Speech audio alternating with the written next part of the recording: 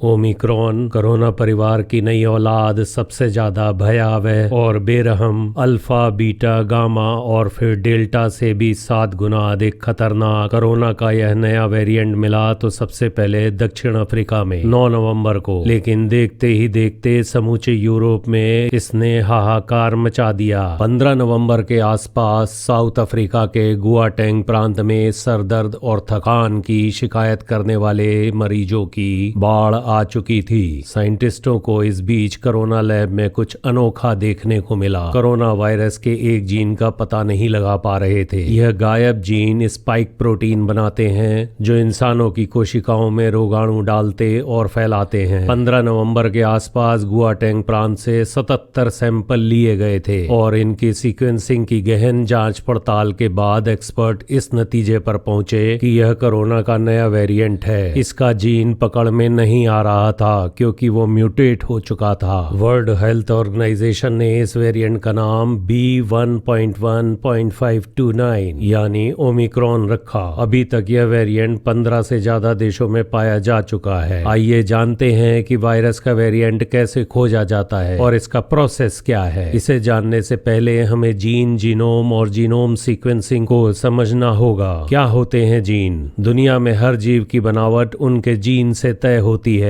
सरल भाषा में ऐसे समझें जैसे इसी जीन की वजह से बच्चों की शक्ल मम्मी पापा से मेल खाती है। कई बार आपको भी लोगों ने कहा होगा कि आपकी शक्ल मम्मी पापा से मेल खाती है। इसका मतलब कि आपकी बनावट मम्मी पापा के जीन से तय होती है। इसी तरह कोरोना का जीन्स तो एक है, पर जीनोम और जीनोम सीक्वेंसिंग अलग अलग हो सकते हैं। जीनोम किसे कहते हैं? जीनोम का मतलब जेनेटिक कोड होता है। इस धरती पर मौजूद हर एक जीव का जीनोम अलग अलग होता है। किन्हीं दो जीवों के जीन तो एक जैसे हो सकते हैं, लेकिन उनका जीनोम एक जैसा नहीं होता। अब जीनोम सीक्वेंसिंग क्या है? किसी जीव के जीनोम की बनावट बेहद उलझी होती है और इसको स्टडी करने के लिए वैज्ञानिक एक कोड में बदल देते हैं। इस कोड का पता करने की तकनीक जीनोम मैपिंग या जीनोम सीक्वेंसिंग कहलाती है। साधारण भाषा में या यूं कहें कि जीनोम सीक्वेंसिंग किसी भी जीव का बायोडेटा होता है। कोरोना वायरस के सभी वेरिएंट के जीनोम कोड तय है। ओमिक्रॉन वेरिएंट का पता कैसे लगा? साउथ अफ्रीका में वैज्ञानिकों को जब यह पता चला कि गुआटेंग प्रांत में सिर दर्द और थकान के बहुत मरीज आ रहे हैं, तो उन्होंने उसका वृहद परीक्षण शुरू किया। जीनोम सीक्वेंसिंग के दौरान वायरस में कुछ बड़े बदलाव देखने को मिले। 4 नवंबर को लैंसेट की जूनियर साइंटिस्ट एलिशिया वर्मुलेन ने ओमिक्रॉन की शुरुआती जानकारी जुटाई। उन्हें सिंगल पॉजिटिव टेस्ट में कुछ गड़बड़ी दिखी और एक हफ्ते तक ऐसे ही असामान्य चीजें वायरस के जीनोम सीक्वेंसिंग में दिखी। इसमें कोरोना का एक जीन ही गायब था। दरअसल कई म्यूटेशन की वजह से यह जीन पकड़ में नहीं आ रहा था। एक हफ्ते तक ऐसी ही असामान्य चीजें वायरस के जीनोम सीक्वेंसिंग में दिखी। इसमें कोरोना का एक जीन गायब दिखाई दिया। दरअसल कई म्यूटेशन की वजह से यह जीन पकड़ में नहीं आ रहा था। इसके बाद ओमिक्रॉन वेरिएंट की पहचान की गई। एक्सपर्ट मानते हैं कि ओमिक्रॉन डेल्टा वायरस की तरह नए तरह का वायरस है। इसकी स्पाइक प्रोटीन में 30 म्यूटेशन हो चुके हैं। इस वेरिएंट की प्रोफाइल पहले से मौजूद इस स्ट्रेन से काफी अलग है। यह कितना खतरनाक और संक्रामक हो सकता है, इस पर अध्ययन चल रहा है। वैज्ञानिकों का मानना है कि यह डेल्टा वेरिएंट से 6 गुना ज्यादा संक्रमण फैला सकता है। ओमिक्रॉन के लक्षण के बारे में WHO का कहना है अभी तक किसी तरह के खास लक्षण सामने नहीं आए हैं। ओमिक्रॉन के लक्षण डेल्टा से अलग हैं। कोरोना के दूसरे वेरिएंट से प्रभावित होने पर स्वाद और सूंघने की क्षमता पर असर पड़ता था, लेकिन ओमिक्रॉन के मरीजों में यह लक्षण नहीं देखे जा रहे हैं। गले में खराश तो रहती है, लेकिन कफ की शिकायत देखने को नहीं मिलती। ओमिक्रॉन के शुरुआती लक्षण मांसपेशियों में दर्द, हल्का बुखार, गले में खराश लेकिन कफ नहीं बनता, थकान, सिर दर्द, कुछ लोगों में एसिम्प्टोमेटिक इफेक्ट, स्वाद व सूंघने की क्षमता बनी रहती है। कुछ एक वैज्ञानिकों का मत है कि यह ओमिक्रॉन तेजी से तो फैलेगा